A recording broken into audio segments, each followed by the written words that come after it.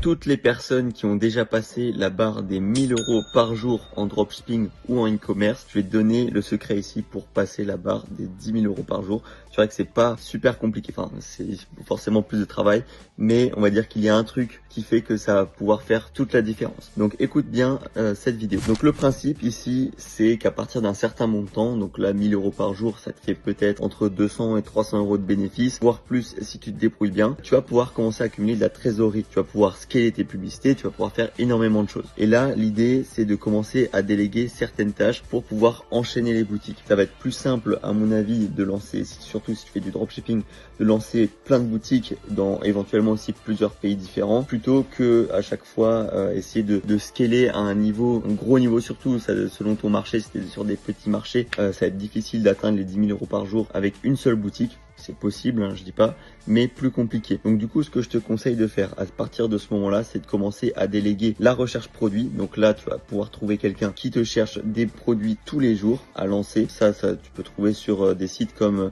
ComeUp, Fiverr, Upwork, des gens qui font ce travail-là. Surtout si tu leur expliques la marche à suivre, ils pourront le faire correctement. Ensuite, la deuxième étape, c'est de trouver quelqu'un qui va créer tes sites. Donc pour ça, pareil, il faut que tu aies, on va dire, une bonne template de base qui fonctionne. Donc par exemple, le site qui marche déjà avec un bon thème, comme par exemple le story theme. Je te laisserai aller voir dans la bio. Tu as 7 jours d'essai gratuit, c'est pour moi un des meilleurs thèmes. Donc du coup, tu fais ça.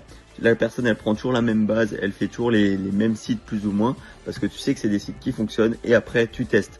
Tu vas peut-être dépenser entre peut-être 200 à 500 € par testing.